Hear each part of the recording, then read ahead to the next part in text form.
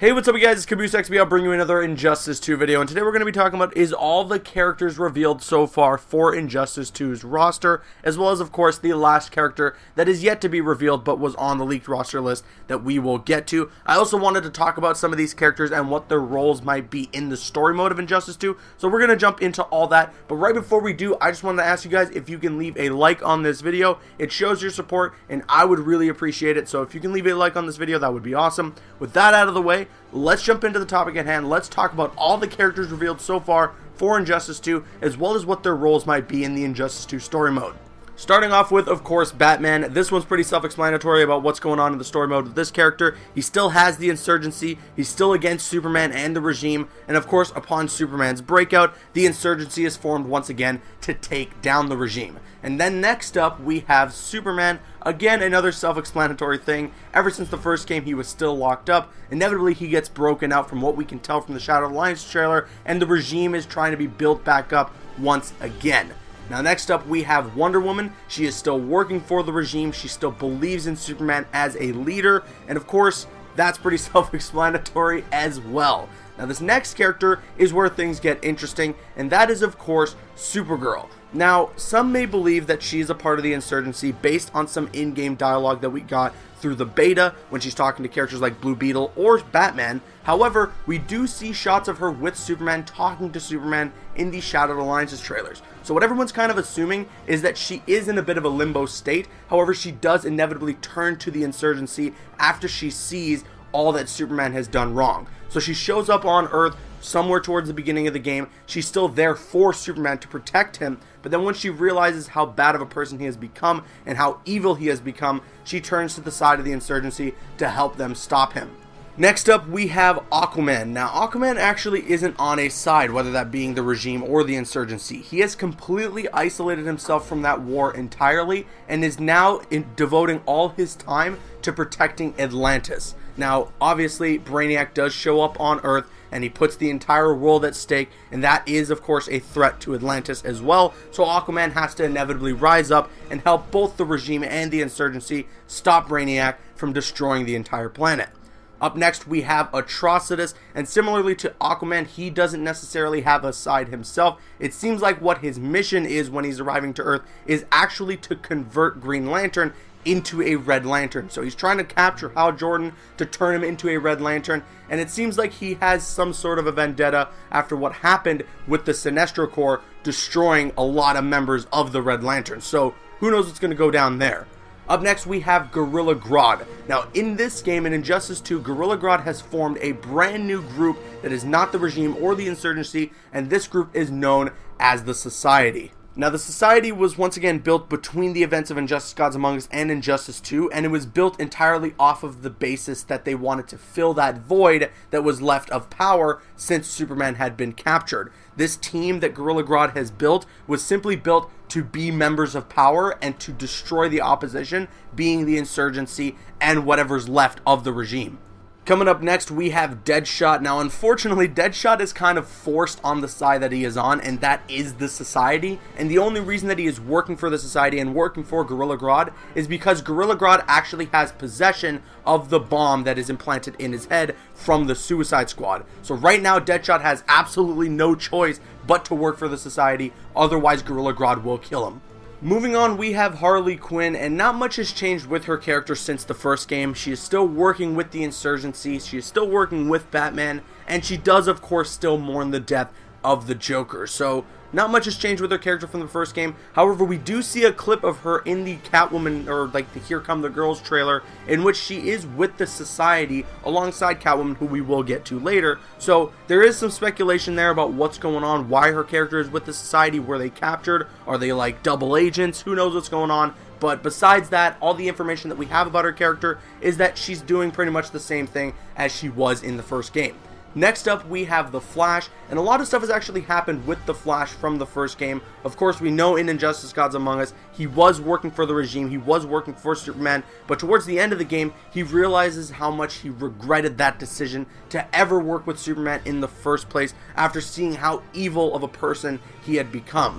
In the second game, it seems like he's hung up his boots and he's not become this hero anymore. He regrets every day what he's done. However, it seems like when Brainiac shows up to Earth, he comes back into action to fight that battle and stop Brainiac from destroying the entire planet.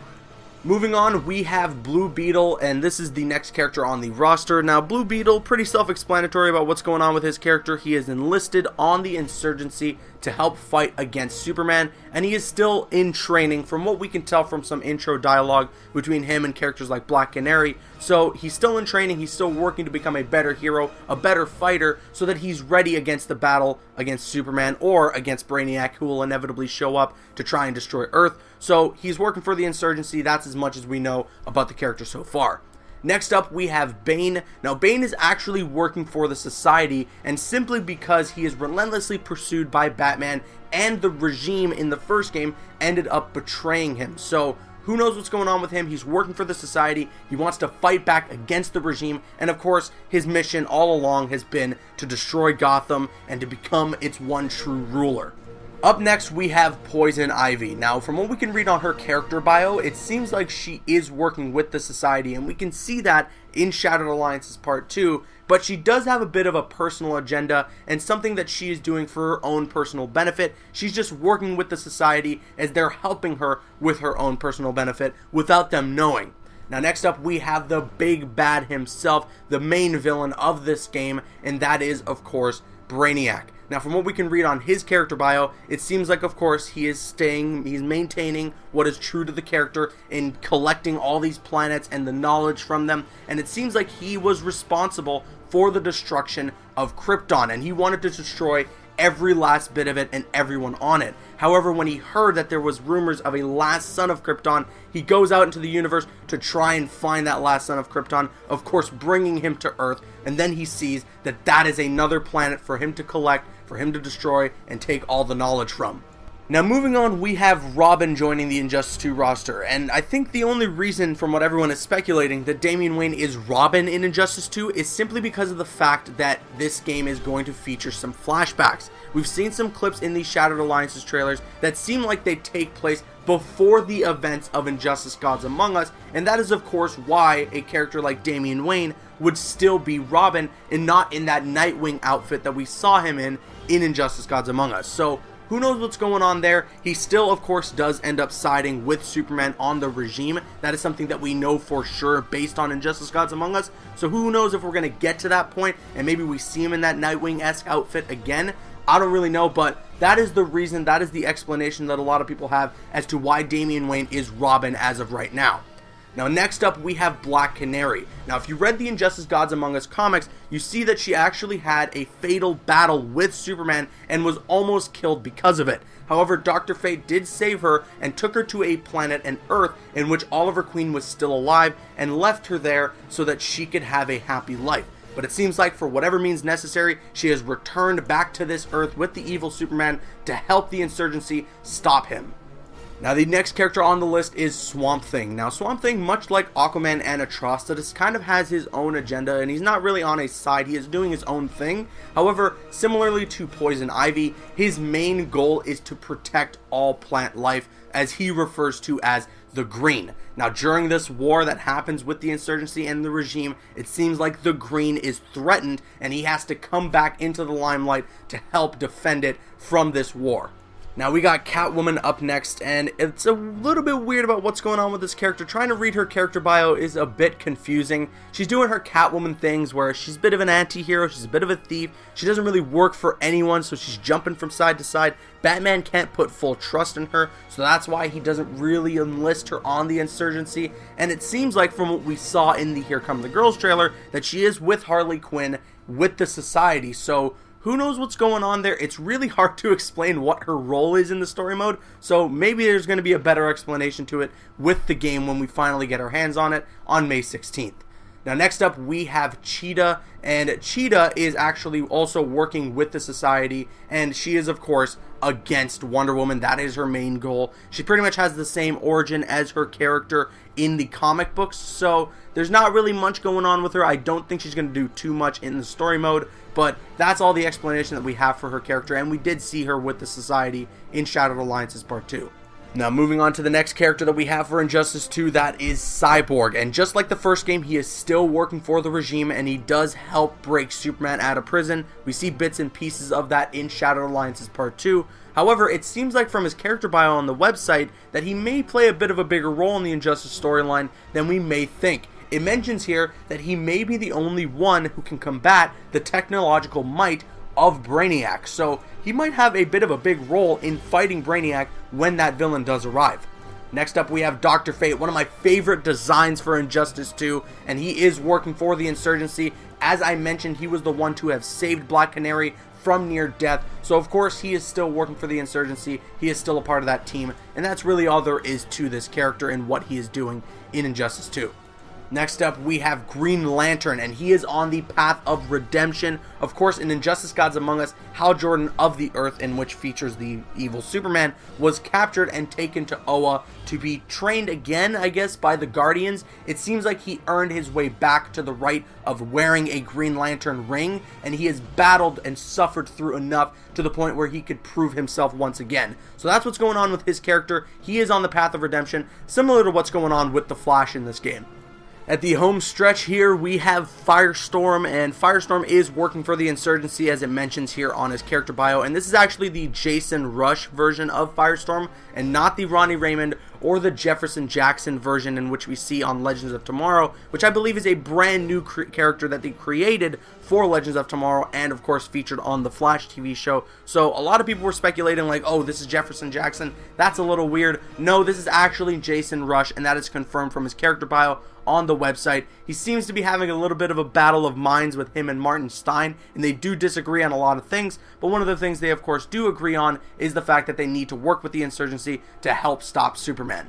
Now up next we have Green Arrow, and actually this is not the Green Arrow that has died in the original universe that we have with the evil Superman. This is actually the Green Arrow from the Earth in which Dr. Fate took Black Canary to. As I mentioned previously, Black Canary got in this battle with Superman and nearly died, so Dr. Fate took her to an Earth in which Green Arrow was still alive. They had a baby together, and they had a family, and everything was good. However, whatever brings Black Canary back to the Earth with the evil Superman obviously strings Green Arrow along with her, so that is the Green Arrow in which we are seeing in Injustice 2. Now our next character reveal that we got pretty recently via Shattered Alliances Part 3 is Black Adam. Now reading his character bio, it does explain to us that Black Adam is in a bit of isolation, but he is not in isolation simply because he wants to be removed from the war. He actually fled to his home country, that being Kahndaq or Kahndaq, I'm not entirely sure how to pronounce that, correct me if I'm pronouncing it wrong in the comments, but he fled to his home country because he wants to stay off the radar from Batman and the Insurgency. What he is still trying to do, however, is rebuild the regime and bring them back to power. So he still is doing some stuff behind the scenes, and we're going to see maybe he has a big role in breaking Superman out of prison. Who knows, we're going to have to wait and see, but he is not completely off the table. He has not completely removed himself from the war. He very much so still works for the regime, and he is trying to rise them back to power. Now, the second to last character reveal that we have for Injustice 2 via the latest trailer that we got for the game is Captain Cold. Now, we saw Captain Cold all the way back in Shattered Alliances Part 2, and I wasn't really a fan of his design when we first saw it because it was a bit of a wide shot. However, seeing it up close in this Villains trailer, it does look a lot better. I'm still not a fan of the goggles. However, one of the best things about Injustice 2 is the customization with the gear system. So if I'm not a fan of those goggles, maybe there's something that's going to help me change that and make the character look a lot better. So I'm very excited for that. But as most of you know from Shattered Alliances Part 2, he is working with the Society, and that's all there really is to it. And now the last character that we have revealed so far for this game is Scarecrow. And let me just read off to you Scarecrow's character bio on the website. Scarecrow plays on the fears of the unknown to inflict terror on his victims, an anarchist obsessed with using chemistry and psychology to spread and study fear. He joins the Society in order to sow panic on a global scale. And that pretty much rounds out all the characters revealed so far for Injustice 2. And then of course we have as a pre-order bonus Darkseid. We haven't seen any gameplay of him yet, but we do know he is going to be a playable character if you pre-order the game. Now the last character that is yet to be revealed, a part of the main roster for Injustice 2, is actually the Joker. And that is a character that is on the leaked roster list, so we're yet to see the Joker. Who knows when they're going to reveal that character, but he is the last remaining character that is yet to be revealed for the Injustice 2 roster. And that brings this video to an end. Thank you all for joining me if you've stuck around this long for all the character reveals that we've gotten for Injustice 2, as well as what these characters are doing in the Injustice 2 story mode. Once again, if you can leave a like on this video, I would really appreciate it. My voice is killing me. I'm Caboose XBL. You can click on screen to make your way to one of the other videos on the channel, or you can click my logo to subscribe to the channel if you haven't already. Please follow me on Instagram and Twitter, and like me on Facebook. Those links are in the description. Drop a like if you enjoyed, leave a comment if you have an opinion, and subscribe if you're new. See you guys later.